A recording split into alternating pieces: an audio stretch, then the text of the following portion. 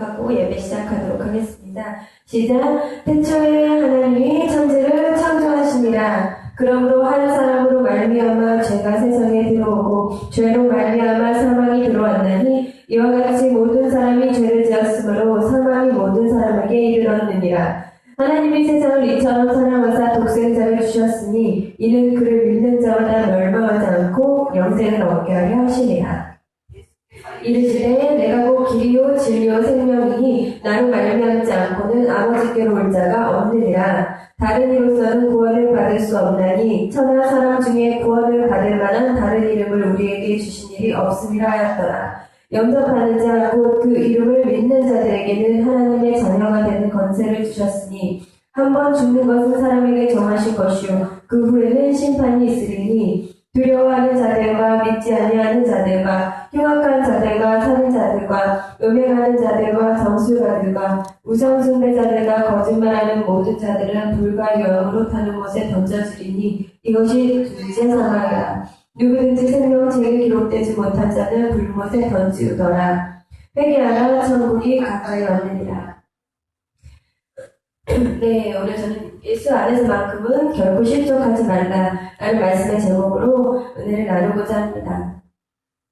일주일 만에 보는 것 같은데 되게 오랜만에 보는 것 같아요. 한 달 만에 보는 것 같은 그런 기분이 드네요. 네, 반갑습니다. 요즘 그 국제적으로 그 북한 제재에 많이 힘을 싣고 있는 시점인데 무엇보다도 그 우리나라 안에서 가장 적극적으로 나서서 대북 제재에 동참해야 되지 않겠냐. 우리가 좀 모범을 보이고 솔선을 보여서 좀 더 이제는 그 대북 제재에 좀 앞장서야 된다 이런 얘기가 나라 안팎으로 많이 나오고 있어요. 박근혜 정부가 뭔가를 아는 것 같아요. 이 정권이 이제 막을 내리면 다음에 통일을 위해서 적극적으로 나설 지도자가 없다. 우리에게는 지금 다음 지도자는 없다. 이 실정을 잘 알고 있는 것 같습니다. 굉장히 저는 개인적으로 좋습니다. 제가 많은 것 설령 우리가 모든 것을 잃는다고 해도 설령 전쟁이 난다고 해도 북한 정권도 그렇고 북한 정치범 수용소는 이제 없어져야 되지 않느냐. 저는 막 그런 생각을 하는데요. 사람마다 다 각자 이념의 차이가 있고 생각의 차이가 있겠지만 지구상에 이제는 그런 정권은 반드시 없어져야 한다고 저는 생각을 합니다. 우리가 이럴 때 생각날 때마다 일하시다가 특히 뉴스 보면서 그냥 기도하시면 됩니다. 우리가 시간 정해놓고 기도할 시간이 없다고 하면 이제 그런 뉴스들을 접할 때 우리가 마음으로 합심해서 기도하면 됩니다. 그래서 우리 북한 정권이 붕괴되고 우리 독일과 같이 평화적으로 자체적으로 통일을 이룰 수 있도록 기도해 주시기를 바랍니다.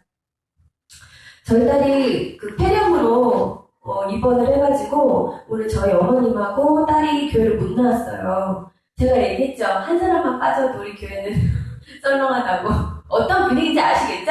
내가 빠지면 이런 분위기구나 이렇게 생각하시면 됩니다.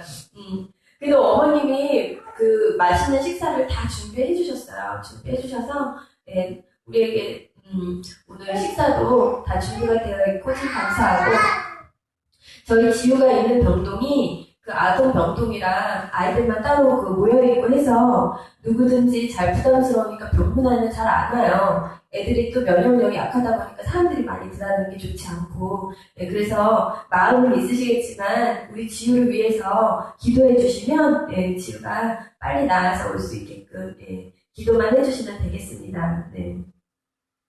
저희 딸이 되게 건강하고 잔병치를 잘 안 해왔어요. 그래서 이번에 제가 참 많이 놀랐는데 저는 좀 아이를 막 이렇게 보호하는 그런 스타일이 못 되고 막 지금 막 유별나게 이런 스타일이 아니에요. 성격이 그러다 보니까 애가 아파도 그냥 조만간약 좀 먹이고 그냥 막 그렇게 키웠거든요. 제가 이번에 조금 내가 좀 아이한테 조금 더 좀 정성을 쏟아야 되겠다 이제 이런 생각을 많이 했습니다. 이번에 제가 아픈 자식 둔 엄마들 마음을 제가 참 괴롭고 참 힘들겠구나 이런 걸 참 많이 느끼고 참 마음이 많이 아팠습니다. 왜냐면 우리 지우가 아직 애기잖아요. 근데 저한테 계속 그 얘기를 하는 거예요. 엄마 나 너무 힘들어. 엄마 나 너무 힘들어. 약 좀 줘. 이러는 거예요. 애기가 얼마나 힘들었으면 울면서 그 기침을 하면서 엄마 나 너무 힘들어 이러는데 그 말을 힘들어 그 말을 듣는데 가슴이 이렇게 찢어지는 거예요. 근데 그 말을 계속 하는 거예요. 하루에 한 번씩. 그래서 제가 내가 대신 너 대신 아플 수만 있다면 야 얼마나 좋겠니 제가 그랬어요. 제가 제 인생에서 2013년, 2014년, 2015년 이렇게 3년 동안 제 인생에서 가장 힘든 시기를 보냈었어요. 그때 제가 주님께 입만 열면 힘들다고 했거든요. 그 기도가 안 나와요. 정말 힘들면 설교도 안 들어오고요. 내가 그때 들어야 할 설교도 반드시 있잖아요. 근데 정말 사람이 힘들면 어떤 설교도 들어오지 않고요. 어떤 다른 사람들의 위로나 건면도 들어오지 않아요. 정말 힘들면. 제가 그 당시에는 기도도 안 되거든요. 사실 힘들면. 그러니까 그냥 기도하려고 앉으면 말이 안 나오니까 힘들어요. 그 말밖에 안 나오는 거예요. 근데 제가 이번에 지유 아플 때, 제가 그런 생각을 했습니다. 내가 그때 하나님 앞에 힘들다고 했을 때 주님이 이런 심정이었을까? 이런 생각을 했어요. 그래서 여러분 조금만 힘들어도 무조건 힘들다고 하십시오. 기도할 때. 예, 무조건 힘들다고 하고요. 막 발버둥 쳐야 돼요. 예, 주님 마음 약해져서 아마 금방 도와주실 거라고 저는 믿습니다. 그래서 힘들다 이런 말을 하나님께는 많이 해도 돼요. 예, 그리고 사람 앞에 가서는 힘들다고 저도 아무리 힘들어도 사람 앞에서는 힘든 내색을 안 하거든요. 저희 엄마도 모를 거예요. 제가 그렇게 힘들었는지 같이 살지만 근데 주님은 아실 거예요. 예, 그래서 여러분들은 힘들다 그런 얘기는 주님께 하십시오. 제가 힘들었을 때는 주님을 이해할 수가 없었어요. 왜 이렇게 잔인하리만큼 나에게 이렇게 고난과 수치를 주셔야 될까? 내가 살아오면서 주님께 얼마나 잘해오려고 노력한 딸인데 어떻게 다른 사람도 아니고 나한테 이러실 수가 있지? 막 이런 생각을 진짜 많이 했거든요. 사실 근데 그게 참 아니에요. 나는 단지 성경 말씀대로 살려고 노력했을 뿐이지 내가 하나님을 위해서 뭔가 한 건 아니거든요. 근데 사람이 딱 힘들어지면요. 그런 마음이 딱 올라와요. 하나님이 어떻게 나한테 그러실 수가 있지? 당연히 그러실 수 있지. 내가 한 게 없는데. 예. 그런 것보다도 제가 사실 주님을 알기 위해서 살려고 노력한 것은 사실이고, 그렇지만 그것은 당연한 것이었고요.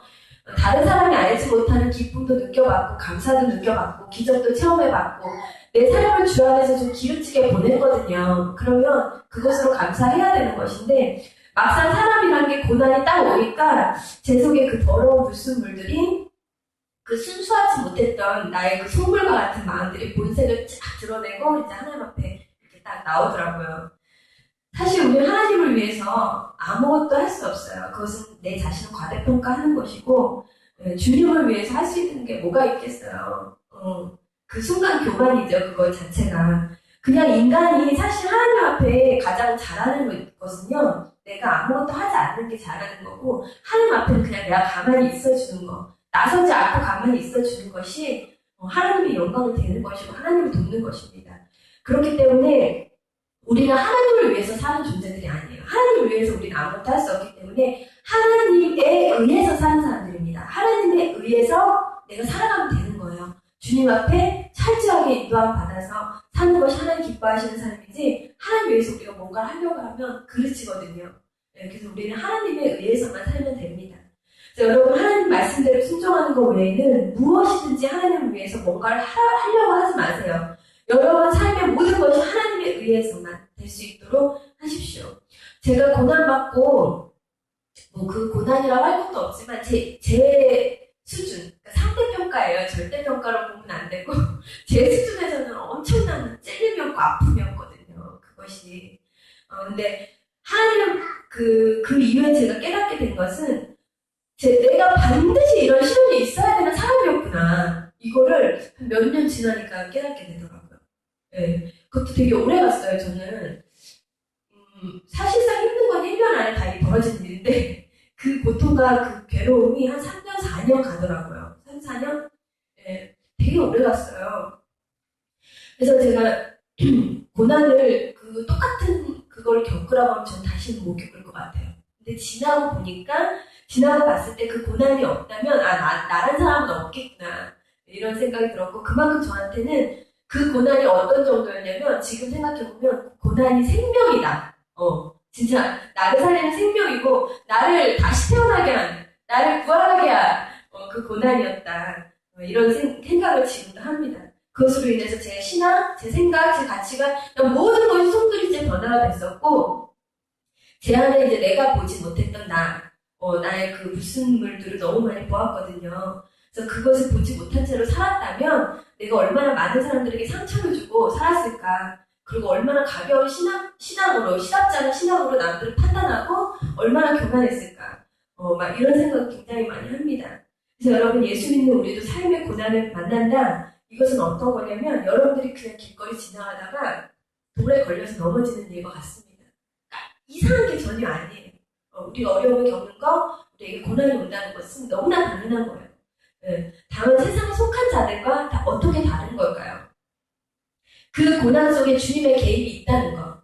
다른 세상 사람들은 우연이 있어요. 넘어져도 우연이 있을 수 있고요. 사고 나도 우연이 있을 수 있거든요. 근데 예수 믿는 사람들은 우연이 없어요. 내가 돌에 걸려서 넘어진다고 해도 우연이 없다니까요. 그래서 예수 안에 모든 것이 개입되어 있고요. 마귀가 우리를 공격한 고난이라고 할지라도 그 안에는 주님의 허락하심이 있고 또 주님이 허락하신 그 뜻이 있다는 것도 여러분들이 기억하시면 반드시 승리할 수 있습니다. 그래서 저도 역시 하나님에 의해서 결론이 되게 이렇게 주님 안에 쏙 들어가 있었더니 제가 그것들을 시기를 벗어난 것 같아요. 제가 가끔 힘든 고난을 만난 크리스찬들에게 하는 말이 있어요. 저는 다 이해해요. 기도 안 된다. 너가 하는 말도 안 들어온다. 저는 그 말 너무 이해를 해요. 네, 제가 그래 봤으니까. 그리고 하나님 원망하는 것도 너무 이해해요. 당연히 원망하지만 같이 욕해줍니다. 그냥. 왜 그러시니 진짜 하나님은. 이렇게. 근데 제가 그 사람들한테 꼭 해주는 말이 버텨라. 무조건 버텨라. 그리고 예수님만 버리지 마라. 그냥 끝까지 참아봐라. 기도하지 말고, 기도 안 나오면 기도하지 말라 그래요. 기도하지 말고 그냥 버텨라. 그 시기가 지나갈 때까지. 그 바람이 너에게서 지나갈 때까지 그냥 견뎌라. 그러면 알 수 있다. 승리한다. 제가 그렇게 얘기를 합니다. 시간이 지나면 다 지나갑니다. 정말. 지난주 말씀드린 대로 지옥과도 같은 그 거짓과 어둠과 그 음란이 가득한 이 마귀가 속한 세상이지만 우리 심령 안에 예수 그리스도가 있기 때문에 우리는 그 어디나 하늘나라가 될 수 있습니다. 이것이 마음에 와닿지 않는 분들 많이 계실 거예요. 아직 제가 그랬거든요. 예수 믿고 10년 지나도록 제가 아직 그 마음의 천국을 누린다는 것이 참 정말 무슨 말인지 잘 몰랐어요. 저 역시도 참 많은 시간이 걸렸는데 여러분이 믿든 안 믿든 여러분들이 알든 모르든 상관없습니다. 어떤 것도. 여러분을 이 자리까지 인도하신 주님은 여러분이 알든 모르든 믿든 안 믿든 여러분 안에 계세요. 그래서 그거를 반드시 믿으시기 바랍니다. 주중에 뉴스를 보니까 지우가 입원해서 엄마 안 오셨어요. 네. 주중에 뉴스를 보니까 11년 만인가 로또 판매액이 최고치를 달성했다고 해요. 그래서 인생 로또로 한번 내 인생 바꿔보고자 그렇게 꿈꾸는 거죠. 내가 만약 예수를 믿지 않았다면 저도 매일 복권 샀을 것 같아요. 왜냐면 세상에 좀 먹고 살기가 힘들잖아요. 여러분 만약에 생각해보세요. 로또 1등 당첨 로또가 여러분 앞마당에 숨겨져 있다. 그럼 어떻게 하실 거예요? 월차 내고 그거 찾으실 것 같죠? 전 직장을 다 그만둘 것 같아요. 밥 먹고 찾고, 잠자고 일어나서 찾고, 찾을 때까지, 제 앞마당에 숨겨져 있기만 한다면, 그 로또가 나올 때까지 찾지 않겠어요? 응? 저는 직장도 그만두고 그냥 그거 찾는 일에 온 힘을 다 기울일 것 같아요. 찾다 지친다고 포기할까요? 밥 먹고 찾고, 잠자고 찾고. 우리 성경을 한번 보실게요. 오늘 말씀이 조금 많아서 찾는 거는 많지 않고요. 제가 좀 갖고 왔습니다. 저 앞에 보시면 마태복음 13장 44절, 45절. 여기 있어도 찾으시네요? 네. 자, 같이 한번 읽어보도록 하겠습니다. 시작. 천국은 마치 밭에 감추인 보화와 같으니 사람이 이를 발견하며 숨겨두고 기뻐하며 돌아가서 자기의 소유를 다 팔아 그 밭에 사느니라. 또 천국은 마치 좋은 진주를 구하는 장사와 같으니 극히 값진 진주 하나를 발견하며 가서 자기의 소유를 다 팔아 그 진주를 사느니라. 이 얘기가 그 얘기예요. 여러분, 천국의 비밀을 아는 자들을 비유해서 주님께서 이런 말씀을 하셨는데요. 내가 어떤 값진 보물을 발견하면 내 있는 모든 것을 팔아서 그것에 투자를 한다는 거예요. 여러분, 귀한 보물의 비밀을 아는 자는 결코 다른 것에 관심 없습니다. 오직 이것을 놓지 않아요. 제가 직장 그만두고라도 이것도 찾는다고 했었잖아요. 여러분이 세상의 모든 것을 잃어버린다고 할지라도, 저 하늘이 꺼지고 망한다고 할지라도 예수님만은 절대 놓지 마시고 꼭 여러분 가슴속에 깊이, 더 깊이 박아서 잃어버리지 않도록 하십시오. 누가 나를 실족하게 한다고 하여도 결코 놓지 마십시오. 세상이 개독교인이라고 조롱을 한다고 할지라도 여러분 가슴속에서 절대 예수 그리스도의 이 보물을 절대 놓으시면 안 됩니다. 로또는 불과 내 남은 인생 50년, 70년 보장해줄 수 있겠죠. 그렇지만 여러분, 예수 그리스도의 구원은 영원한 것을 책임집니다. 나의 영원한 것. 저희 엄마는 아직도 좋은 꿈을 꾸면 로또를 사요. 근데 저도 이해를 해요. 저희 엄마는 굉장히 솔직하기 때문에 그 로또를 앞에 놓고 막 기도를 하십니다. 주여, 막 이러면서. 내밀어요, 그냥. 근데 여러분, 중요한 것은 그리스도 안에서 이 천국을 맛보는 그 자들은 사실 이 로또 같지 않아요. 로또도 시시해진다 이 말이에요. 왜냐면 내가 그 밭을 찾아서 그 보물을 내가 가졌잖아요. 근데 무슨 더 귀한 보물을 찾아요. 나의 관심사가 오직 예수 그리스도께 집중되는 것입니다. 여러분, 먹고 사는 건 우리 염려할 것 없어요. 여러분, 제가 중요한 얘기를 해드릴게요. 제가 저희 엄마한테 자주 하는 얘기인데, 여러분, 앞으로 세상은요, 내가 카이스트 나오고 박사하겠다고 스펙 좋고, 내가 아무리 잘났고, 아무리 지식이 많고, 아무리 그렇게 노력을 해도요, 예전만큼 성공이 보장된 시대가 아니에요. 예전만큼 취업이 보장된 시대가 아니에요. 어쩌면 많이 배우잖아, 안 배우잖아, 똑같이 시작한다고 보셔도 무방할 정도로 요즘에는 먹고 사는 게요, 딱 두 가지예요. 뭐냐면, 예수님 붙잡지 않으면 먹고 살기 힘들어요. 정말로. 그러니까 예수님 붙잡는 게 뭐냐면 하늘의 양식을 내 사모해서 믿음으로 살지 않으면 이 세상은 결론이 안 난다 이 말이에요. 그 정도로 이 세상이 치열해지고 힘들어집니다. 그 때문에 우리가 노력해가지고 이렇게 호락호락하게 살 수 있는 시대는 지났어요.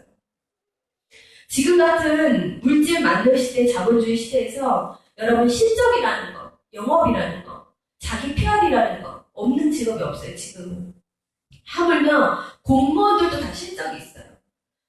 자동차 딜러들만 영업하는 게 아니고 실적이 있는 게 아니라 여러분, 경찰들도 자기 실적이 있어야 돼요. 실적 없는데 누가 나를 보장해 주나요? 공무원들도 마찬가지입니다. 그래서 요즘에는 내가 스스로 노력하지 않으면, 내가 영업하지 않으면 힘든 시대예요. 근데 저는 초등학교에서도 애들을 가르쳐보고 학원에서도 애들을 가르쳐보고 지금도 애들을 가르치고 있어요. 근데 애들을 가르치는 직업인데도 불구하고 저도 영업을 해야 되는 그런 상황이에요. 제가 그랬잖아요. 모든 일에 이 영업이라는 게 옵션으로 다 껴져 있어요. 얼마 전에 저희 교회에 그 정수기 필터 갈러 오신 분이 그러시더라고요. 이 정수기 필터만 갈아서는 먹고 살기가 힘들대요. 정수기 필터 갈면서 영업을 해야 된대요. 그래야지 먹고 살 수가 있대요. 그래서 요즘에는 어디가나 다 영업이 옵션으로 들어가 있습니다. 그래서 저도 참 그런 애들만 가르쳤으면 좋겠는데 저도 옵션으로 영업이 들어가야지 또 제가 하는 일이 유지가 되는 그런 일인데 제가 영업을 굉장히 싫어합니다.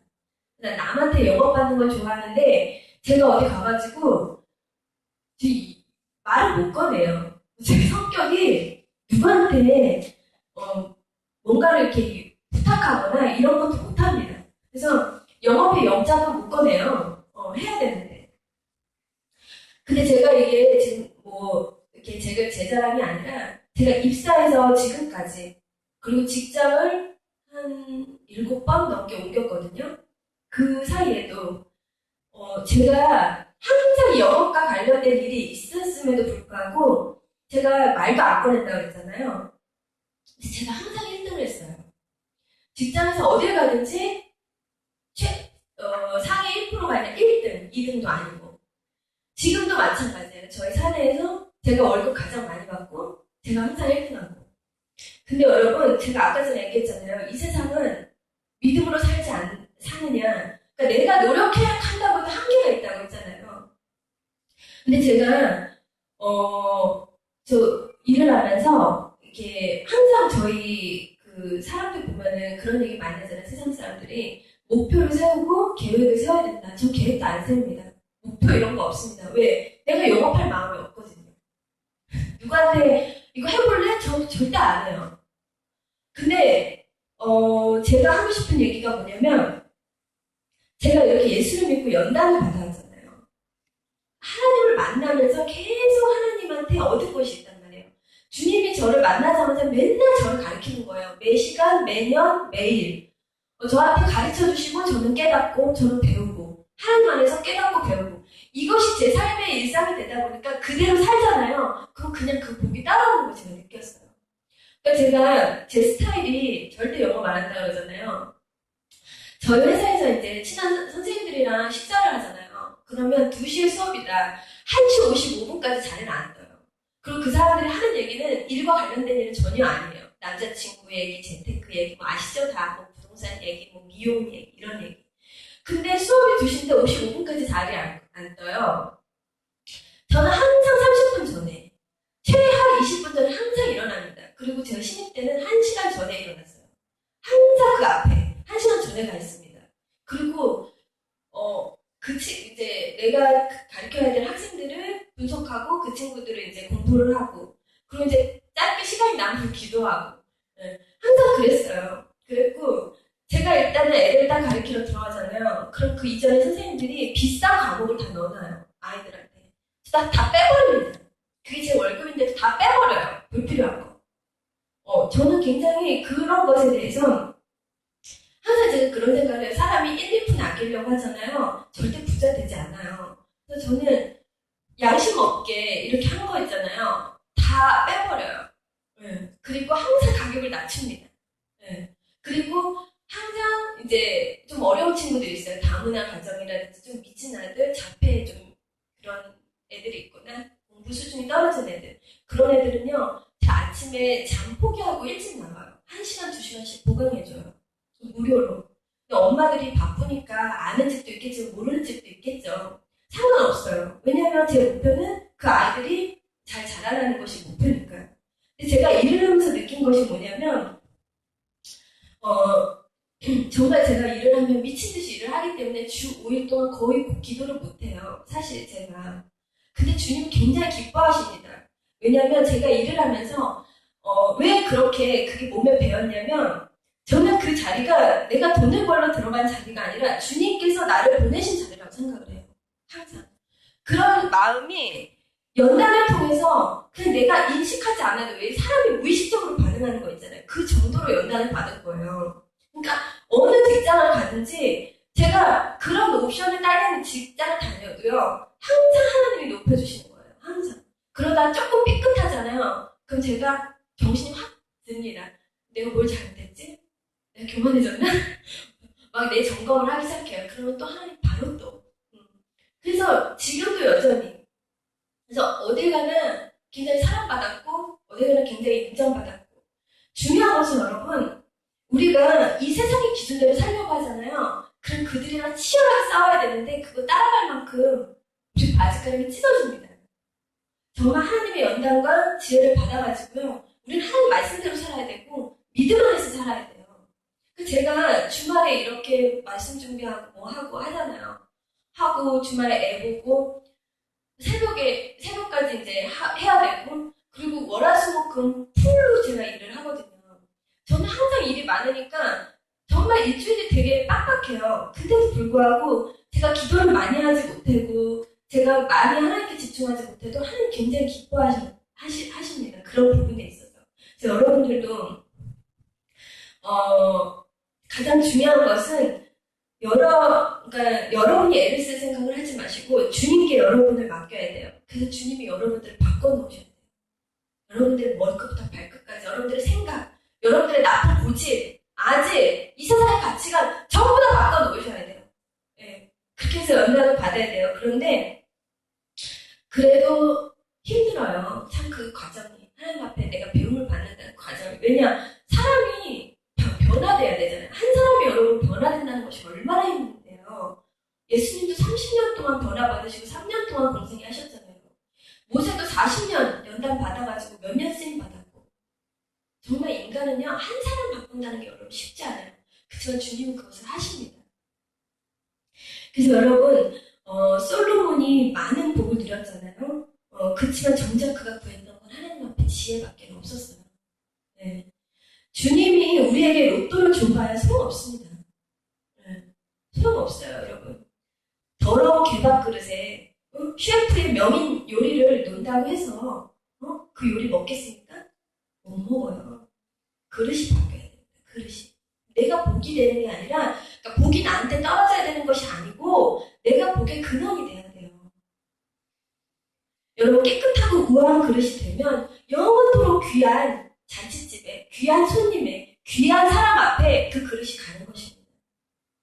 그래서 로또 역시 좋은 청지기가 당첨이 된다. 그럼 그 사람은 그 당첨금을 몇십 배, 몇백 배로 불리거나 아니면 그 금액으로 인해서 수많은 사람들에게 유익을 주겠죠. 그렇지만 여러분, 청지기가 형편없고 지혜가 없잖아요. 순간에 허랑방탕하게 다 날리는 거예요. 로또 아무 소용 없어요, 여러분. 예수 그리스도의 보화를 여러분들이 가지셔야 됩니다. 사람의 인생에서 로또가 필요한 것이 아닙니다. 우리에게는 그리스도가 필요합니다. 왜? 우리를 변화시켜주시고 다듬어주시고 우리를 연단해주셔서 질그릇을 보배로 변화시켜주시고, 이런 자들은 복을 받는 자들이 아니라, 제가 지난주에도 얘기했지만 복의 근원이 되는 자들이고, 어딜 가나 남에게 복을 주고 망하는 집에 들어가도 그 망하는 집을 살려놓는 것입니다. 그리고 어딜 가든지 다른 사람이 유익하게 하고 어딜 가든지 빛과 소금이 되는 거예요. 이들은 마르지 않을 셀 것 같아서 이들은 어떤 상황과 환경도 이겨낼 수 있는 힘을 갖고 있어요. 그래서 사막에서도 그 샘이 마르지 않는 그런 이치와 같습니다. 사막에서도 그 샘이 마르지 않는 나무. 그리스도를 소유한 자들은 그래서 두려움이 없는 거예요. 여러분, 강하고 담대하라. 성경에 엄청 많이 나와 있습니다. 근데 어느 정도로 많이 나와 있냐? 내가 너를 사랑한다. 주 예수를 믿으라. 이 말보다도 강하고 담대하라. 이 말씀이 가장 많습니다. 성경에서. 왜 주님은 그렇게 말씀하시는 걸까요? 여러분, 그리스도 안에 거할 때만이 인간은 영원한 실족함이 없는 존재가 됩니다. 영원히. 나는 포도나무, 너희는 가지니 너가 내 안에, 내가 너 안에 있으면 너희는 과실을 많이 맺나니. 주님 말씀하셨잖아요. 인간은 하나님과 연결이 되어 있어야 돼요. 그래서 내 힘으로 사는 게 아니라 뭔가 나를 지탱해 줄 수 있는 그 힘의 그 근원에 의해서 먹고 사는 자들이에요. 그래서 하나님과 연결이 되어 있어야 되는 것입니다. 그래서 인간은 하나님과 연결되어 있을 때만이 형통합니다. 형통하지 않을 수가 없습니다. 왜? 그 원가지가 있잖아요. 그 원가지가 내 힘이 아니에요. 네. 다른 힘의 근원과 연결이 되어 있기 때문에 우리는 형통할 수밖에 없습니다. 그래서 우리가 주님의 말씀대로 살며 아버지 안에 거하는 것은 그렇게 살아야만이 인간답게 살게끔 창조가 되었기 때문에 반드시 그것 외에는 없습니다. 로또가 우리 인생의 힘의 근원이 아닙니다. 그렇다고 행복한 가정? 이것도 힘의 근원 아니에요, 여러분. 돈 많은 남편? 이것도 힘의 근원 아닙니다. 금수저되게 하는 부모, 나의 잘난 스펙, 나의 지식, 나의 능력, 나의 외모, 그것이 짐승 같은 나를 변화시켜줍니까? 그게 짐승 같은 나를 변화시켜줘요? 그게 짐승 같은 세상에서 세상을 바꿀 수 있는 능력이 됩니까? 누리게는 하겠죠, 이 세상에서. 일시적인 것들을. 그렇지만 그 사람은 자신의 실체를 보지 못합니다. 그리고 자신의 행복만 누리겠죠. 그리고 언제까지나 교만하겠죠. 근본은 우리가 변화돼야 돼요. 나 자신이 변화돼야 됩니다. 우리 힘의 근원, 우리의 생명의 샘은 오직 하나님 외에는 없습니다. 여러분, 오늘 나라는 찬양 들으셨죠?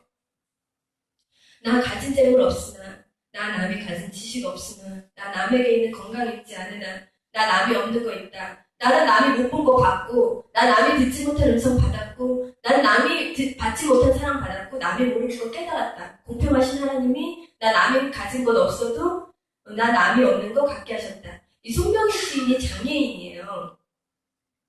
장애를 가진 이분이 작사를 한 곡인데, 이분이 남이 가지지 못한 건강이지만 하나님을 나는 알고 있다라는 그런 고백입니다. 굉장히 유명한 찬양이에요. 이거에 공감할 수 있는 성경 구절이 있습니다. 네, 고린도후서 말씀인데요. 오직 모든 일에 하나님의 일꾼으로 자천하여 많이 견디는 것과 환난과 궁핍과 고난과 매맞음과 갇힘과 난동과 수고로움과 자지 못함과 먹지 못한 가운데서도 깨끗함과 지식과 오래 참음과 자비함과 성령을 감화하고 거짓이 없는 사랑과 진리의 말씀과 하나님의 능력으로 의의 무기를 좌우에 가지고 영광과 욕됨으로 그러했으며 악한 이름과 아름다운 이름으로 그러했느니라. 우리는 속이는 자 같으나 참되고 무명한 자 같으나 유명한 자요 죽은 자 같으나 불안 우리가 살아있고 징계를 받는 자 같으나 죽임을 당하지 아니하고 근심하는 자 같으나 항상 기뻐하고 가난한 자 같으나 많은 사람을 부유하게 하고 아무것도 없는 자 같으나 모든 것을 가진 자로다. 이게 그리스도인이라는 거예요. 여러분, 저는 실제로 주님을 알고 싶다고 20대 꽃다운 청춘에 그냥 막 정말 하나님께 막 매달리고 중마고들을 다 잃었고 그리고 때로는 물질의 손해도 받고 가족들의 비난과 그런 조롱도 받아봤고 그리고 용서하고 싫은 사람도 때로는 억울하지만 용서해봤고 그리고 지금은 이제 진리가 저를 자유케 했고 태어나면서부터 저를 억압하고 그 저주의 마귀의 노예됨과 족쇄에서 해방되었기에 저는 굉장히 자유하고 굉장히 행복합니다. 여러분 가난도 억울함도 고통도 고난도 어떤 것도 우리 그리스도의 사랑에서 끊을 수 없어요. 네. 우린 더 이상 세상의 노예가 아닙니다. 우리는 어떤 사람들일까요? 그럼 오늘 말씀과 같이 우리는 무명한 자 같으나 하늘나라에서는 유명한 자고요. 우리는 근심하는 자 같으나 그 안에는 기쁨이 있고 왜? 우리 천국이 마음에 있다고 했잖아요. 그리고 가난한 자 같으나 많은 사람 부유하게 하는 자라고 성경에서는 말씀하고 계십니다. 너희는 세상의 빛이요 소금이라 일어나라 빛을 발하라 강하고 담대해라 내 빛이 너의 머리 위에 임하였다. 주님은 그렇게 그리스도인들을 표현하고 계십니다. 그리고 우리에게 거룩한 나라요 왕같은 제사장이요 나의 사랑하는 자녀다. 주님은 우리를 이렇게 말씀하고 계세요. 여러분 우리 반장님이 김난진 집사님이 처음 전도하고 들어와 그렇게 했던 것처럼 그냥 여러분들은 제가 말씀드린 대로 손에 잡히는 거 없고 들리는 거 없고 그냥 세상이 흉흉하고 하나님 계신지 모르겠고 기독교가 개독교가 된다고 해도 여러분 세상 그리고 사람 바라보지 마시고 그냥 믿고 따라와 그 말씀대로 그냥 따라오시면 됩니다. 이해하려고 하시지도 마세요. 하나님 하시는 일을 여러분들 이해 못합니다. 주님 살아계신 게 믿어지든 안 믿어지든 우리 이정 집사님이 잘 쓰는 표현 있잖아요. 그렇게 그래서 어린아이같이 의심하지 말고 그냥 그렇게 그러면서 주님만 따라가십시오. 우리가 어린아이 같지 않으면 절대 천국 못 들어갑니다. 제가 예수 믿을 때 무식하게 믿으라고 했잖아요. 우리 하나님은요 꼭 낭떠러지 절벽 끝에 가서야 나타나십니다. 이 물속에 발을 담궈야지 홍해가 갈라집니다. 그렇게 좀 익사이팅을 되게 좋아하시는 분이에요. 네. 그래서 믿으려면 한치 의심도 없이 무식하게 믿어야 됩니다. 어느 정도 무식해야 되냐면 죽을 각오해야 됩니다. 구약 다니엘서를 여러분 읽으시면 구약에 다니엘이라는 청년이 나옵니다. 다니엘과 새 친구에 관한 굉장히 많은 청년들에게 도전을 주는 그런 인물들인데요. 다니엘이 시간을 정해서 하루에 3번 기도했던 사람인데 굉장히 거룩하죠. 자기를 위해서 기도한 게 아니라 그 나라를 위해서 이스라엘을 위해서 그렇게 기도했던 자입니다. 그 성령이 충만한 10대 청년이었는데요. 10대였어요. 10대. 근데 굉장히 똑똑했어요. 그래서 바벨론의 포로로 끌려왔는데 그 안에서도 너무 똑똑하다 보니까 정치를 하게 됩니다. 그러니까 왕의 눈에 띄었던 거죠. 그랬는데 이제 많은 사람들이 질투를 했겠죠. 이제 왕의 사랑을 받았기 때문에. 네. 그래가지고 그 금신상에 절하지 않으면 맹렬히 타는 그 풀무불에 던진다는 명이 떨어졌어요. 나라 안에. 근데 믿음으로 살고자 하면 하나님이 시련을 좀 안 주셔야 되잖아요. 이렇게 열심히 기도하는 다니엘에게, 거룩한 다니엘에게 시련을 주셔가지고, 네. 근데 믿음으로 사는 사람들에게는 항상 이런 시련이 오죠. 네. 근데 그 다니엘과 세 친구들이 믿음이 투철했던 그런 청년들이었어요. 말씀을 보시면, 사드락과 메삭과 아벨느고가 왕에게 대답하여 이르되 느부갓네살이여 이게 왕이에요. 우리가 이 일에 대해 왕에게 대답할 필요가 없나이다. 왕이여 우리가 섬기는 하나님이 계시다면 우리를 맹렬히 타는 풀꽃불 가운데서도 능히 건져내시겠고 왕의 손에서도 건져내시리이다. 그렇게 하지 아니하실지라도 왕이여 우리가 왕의 신들을 섬기지도 아니하고 왕이 세우신 금신상에게 전하지도 아니할 줄을 아옵소서. 이 중에서 가장 인상 깊은 구절이 18절입니다. 왕이 굉장히 이 다니엘을 사랑했어요. 왜냐하면 너무 명철하고 똑똑하니까. 네, 그리고 흥이 없잖아요. 그리스도인으로서. 근데 이제 질투한 자들이 이제 왕으로부터 이들을 제거하려고 했었던 거죠. 네. 근데 18절 보시면 뭐라 그러죠? 다니엘과 세 친구들이. 주님께서 우리를 건져주시지 아니할지라도 금시상에 절 안 하고 저 물 속에 들어가겠다는 거예요. 굉장하죠. 그래서 이들은 주님이 건져주시든 안 건져주시든 그게 중요한 것이 아니고 오직 하나님께 취하여서 살던 그런 자들이었습니다. 근데 결국 어떻게 되었게요? 이들을 풀문불에 던졌어요. 진짜. 네, 세 사람을 던졌는데 이 사람들이 불에 타야 되잖아요. 근데 불 속을 걸어다닙니다. 그래서 이들을 모함했던 자들이 대신 그 불에 타 죽었을 거예요. 그리고 왕에게 더욱 사랑을 받죠. 그리고 많은 사람들이 이들을 범상치 않게 받겠죠. 굉장히 놀라운 건 세 사람이 들어왔는데 네 사람이 걸어다니는 거예요. 그 한 사람이 누굴까요? 성령님이시겠죠. 네. 그래서 왕이 다시 이들을 부릅니다. 모두가 이들을 이제 두려워하게 됩니다. 그리고 이들이 믿던 하나님을 두려워하고 경외하게 됩니다.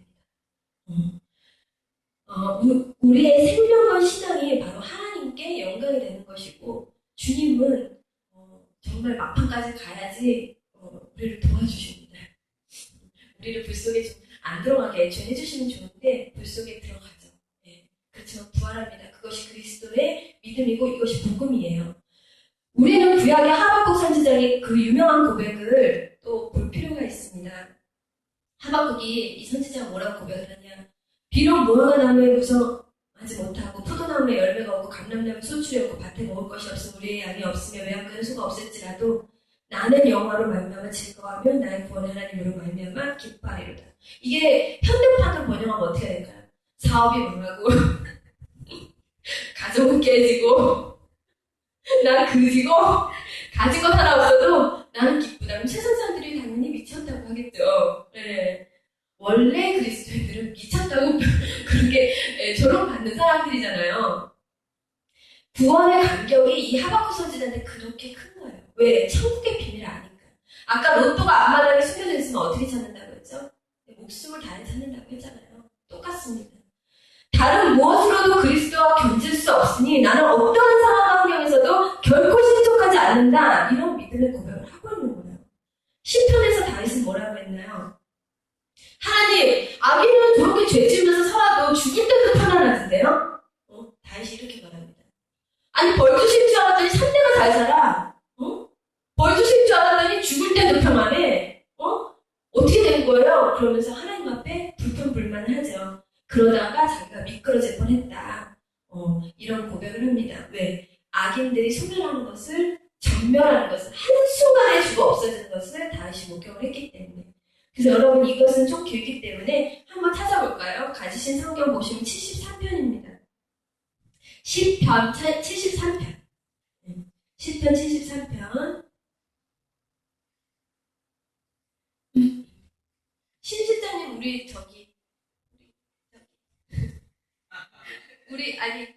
제 반장님 말고 우리 재현이 아줌마 같이 봐주세요. 시편 73편.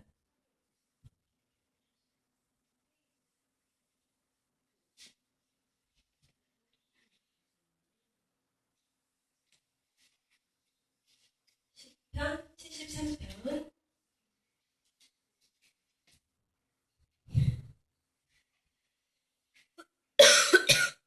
또 길어서 교독을 하려고 합니다. 시편 73편 다 찾으셨어요?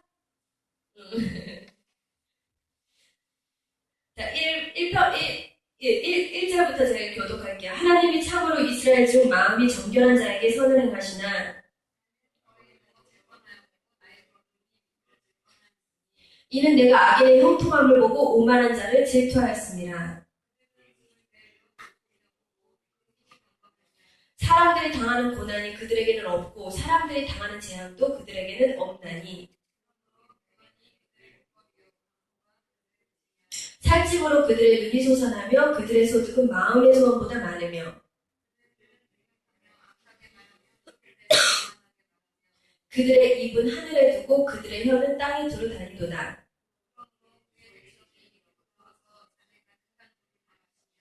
말하기를 하나님이 어찌하랴 지존자에게 지식이 있으랴 하는도다.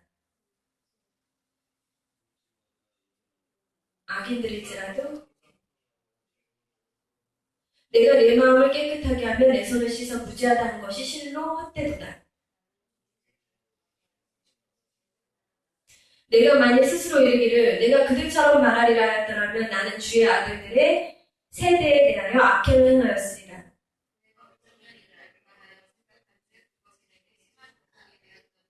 하나님의 성소에 들어갈 때에야 그들의 종말을 내가 깨달았나이다.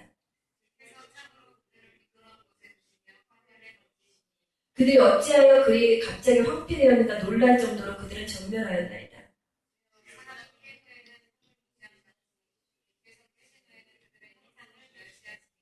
내 마음이 산란하며 내 양심이 찔렀나이다.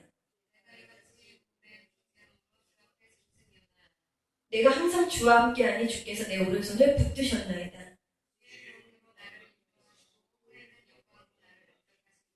하늘에서는 주 외에 누가 내게 있으리요 땅에서는 주밖에 내가 사모할 자 없나이다.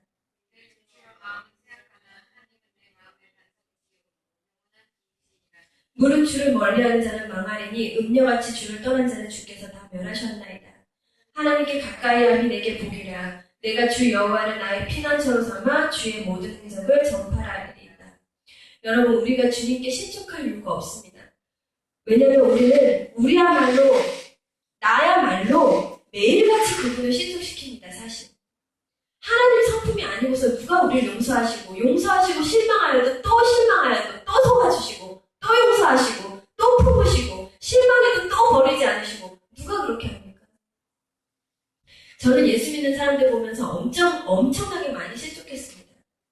제가 20대 초반에 연애를 했는데 20대 중반에 예수 믿고 나서 그때 이제 그래도 교회에서 크게 임원이라고 했던 사람들 모임이 있었는데 이제 거기서 만났어요. 그래서 이 사람을 1년 정도 만났는데 이 사람이 당시 회장이었고 그 큰 교회 회장이셨고 청년부 회장이었고 찬양 인도자였어요. 우리 신실장님처럼 이렇게 앞에 나와서 찬양하시는 그리고 이렇게 기타 치시면서 기타도 치시고 드럼도 치시고 이제 기계도 되게 잘 다루시고 찬양 인도도 되게 잘했고 그리고 일단은 성품이 되게 좋았어요. 좋았는데 제가 이 사람을 만나면서 어느 날 이 사람이 찬양 인도자가 찬양하러 가기 바로 직전에 저를 잠깐 만났는데 저한테 그러는 거예요. 자기가 지금 방금 전에 포르노를 봤대요. 되게 솔직하게. 근데 그래서 제가 그랬어요. 근데 예배 찬양 인도자가 찬양 인도하러 바로 가기 전에 그런 걸 보냐고 그랬더니 웃으면서 막 얘기를 하는데 제가 이렇게 느껴지는 게 있잖아요.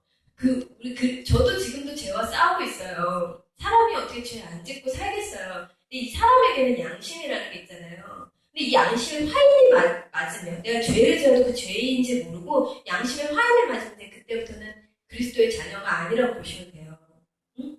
우리 그리스도인들은 번민하는 사람들이에요. 내 죄 때문에 굉장히 괴로워하고 고민하고 이 죄에 있어서 양심에 조금만 이렇게 되면은 잠을 못 자야 그게 정상이거든요. 그게 살아있는 그리스도인들이거든요.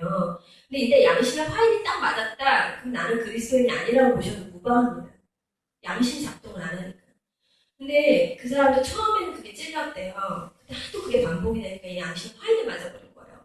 처음에 찔림이 왔을 때 회개했어야죠. 돌이켜야 되는데, 죄랑 싸워야 되는데, 그 죄가 너무 좋다 보니까 양심이 화인 맞을 정도로 그렇게. 그래서 제가 이 사람이랑 그 얘기 듣고 바로 헤어졌습니다. 아니, 어떻게 찬양 인도자가 양심이 어떤 거리낌도 없이 그게 말이 되는 것입니까? 어?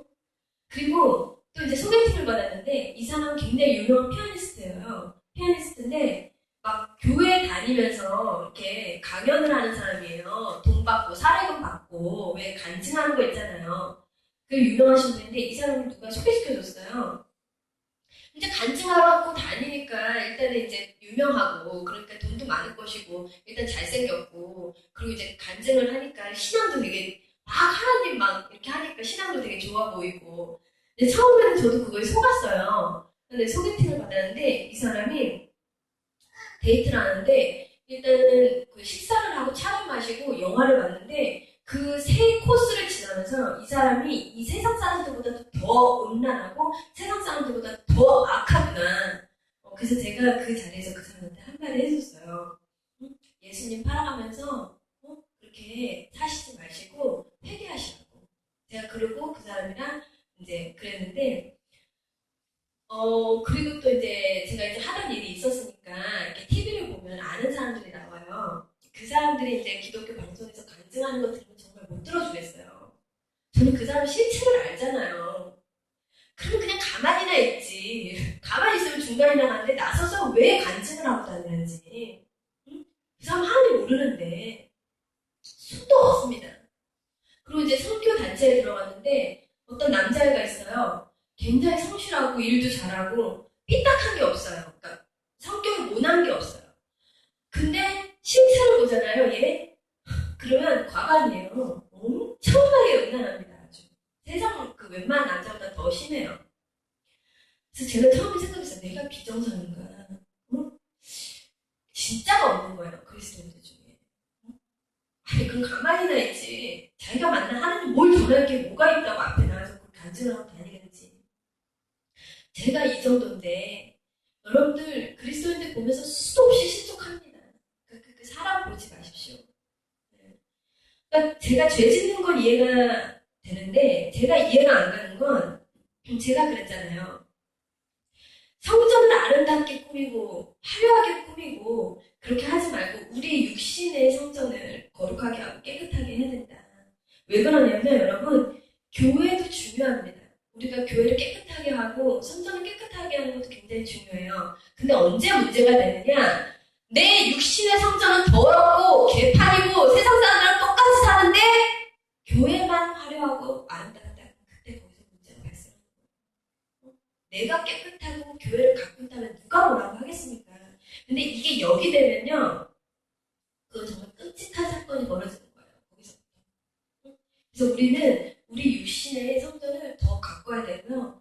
우리 육신의 성전을 더 거룩하게 해야 돼요. 그리고 여러분 제가 보면 이 그리스도인들 중에 거의 진짜는 거의 아주 드뭅니다. 여러분들이 흙 속의 보화를 찾는 것과 같이 그들은 굉장히 드물어요. 그래서 여러분들이 정말 하나님의 진짜 그리스도인이 되시기를 바랍니다. 그래서 저 역시도 날마다 주님을 실족시켜요. 제가 날마다 주님을 실망시키고 전 제 자신 알기 때문에 그래서 알고 있어요. 그러니까 여러분 여러분들의 믿음을 사람에 두지 말고 세상 보고 실족하지 마시고 때때로 찾아오는 시련과 고난 때문에 주님 앞에 실족하지 마시고 내 앞마당에 숨기는 로또를 찾는 것과 같이 늘 예수님만 찾으시고 참 영생의 가치와 천국을 소유하시며 이 땅의 복의 근원이 되시고 조금 힘들더라도 그 좁은 길을 걸어갈 수 있는 믿음의 용사들이 되시기를 바랍니다. 그 다니엘과 같이 하나님이 요셉을 국무총리로 쓰시기까지 17년이라는 세월을 연단을 하셨는데요. 주님은 이 요셉이라는 사람을 이스라엘의 국무총리로 세우기 위해서 그 이집트의 국무총리를 세우시기 위해서 17년 동안 무엇을 했냐? 국무총리가 될 수 있는 못되게 하는 그 사람의 불순물들을 다 제거하셨습니다. 여러분 우리가 주님을 믿는 순간부터 우리는 긴 여정을 가야 돼요. 어떤 여정이에요? 나의 죄와 싸우고 나의 나의 이 불순물들이 제거되는 그 시간. 모세가 17년이 걸렸다. 40년이 걸렸다. 요셉이 17년이 걸렸다고 여러분은 얼마나 걸리실 것 같아요? 마음과 정성과 뜻을 다해서 주님의 연단을 받아들이시고요. 절대 세상 안에서 그리고 사람들 보고 실족하지 마시고 주님 그리스도를 찾기 위해서 로또를 찾는 것과 같이 여러분들 노력하시면 여러분 가는 곳곳마다 하나님이 살아계시다는 걸 여러분들 목격할 수 있으실 것입니다. 제가 주중에 굉장히 인상 깊은 문구를 보았는데요. 크리스천이즘 문구는 아닌 것 같아요. 아닌 것 같은데 진리예요. 무슨 말씀이냐면 빛이 어둠을 몰아내지 어둠이 빛을 몰아낼 수 없는 것처럼 어떠한 고난과 시련도 소망과 기쁨을 이길 수 없다. 그런 말씀이었거든요. 저는 이것이 진리라고 믿습니다. 우리가 예수 안에서 품고 있는 소망, 새하늘과 새 땅, 주님 진리의 말씀, 주님이 우리에게 주신 약속들, 우리가 이 땅에서 그 어떤 고난과 시련과 아픔 안에 거한다고 할지라도 결코 그것을 우리 안에서 빼앗을 수 없어요. 무너뜨릴 수 없습니다. 예수 안에 거하는 우리의 기쁨을 절대 빼앗을 수 없습니다. 저는 개인적으로 여러분들이 그리스도로 말미암아 하나님만으로도 이 하박국의 이 고백과 같이 정말 내가 사업이 많고 가진 것이 없고 그래도 이 천국의 기쁨을 소유할 정도로 그리스도의 보물을 발견하시고 그리스도와 친밀해지시고 주님 안에서 그 기쁨을 발견하시는 여러분들이 되시기를 축복합니다. 그래서 주님 말씀 붙잡고 여러분 어떤 상황과 환경에서도 절대 믿음만을 실족하지 마십시오. 교회에 나오는 거 실족할 수 있습니다. 사람 보고 실족할 수 있어요. 그렇지만 절대로 다니엘과 같이 하박국 선지자의 고백과 같이 그리고 시편 119편 우리 다윗의 고백과 같이 주의 말씀은 내 발의 등이요 내 길에 비치니이다. 이렇게 다윗과 같이 고백하시면서 한 주간도 기쁨의 근원이 되시는 주님과 함께 동행하시는 저와 여러분이 되시기를 소원합니다. 이 시간 기도하는 시간 갖도록 하겠습니다. 하나님 고맙고 감사합니다. 오늘 주님 어떠한 상황과 환경 가운데서도 예수님 앞에서만은 실족하지 말라는 주님의 귀한 말씀으로 우리가 진리의 말씀을 배웠습니다. 그렇습니다. 하나님 세상은 날마다 우리를 속이고 우리는 사람으로 인하여 날마다 넘어지고 쓰러지고 상처받고 그리고 또 이 세상은 정말 가시왕곡기와 같아서 가는 곳마다 주를 바치고 가는 곳마다 고난이고 시련이지만 주님 그러나 우리가 어떤 것도 의심치 아니하고 정말 우리의 목숨과 생명을 다하여 여호와 하나님을 찾기에 우리가 갈급하다면 주님 우리를 반드시 만나주시고 세상에 줄 수 없는 기쁨, 세상에 줄 수 없는 평안, 세상에 줄 수 없는 지혜, 세상에 줄 수 없는 창고 소유할 수 있는 우리가 될 수 있도록 주님이 역사해 주실 것들을 믿습니다. 한 주간도 우리 모든 성도님들이 주님만 바라보기를 원합니다.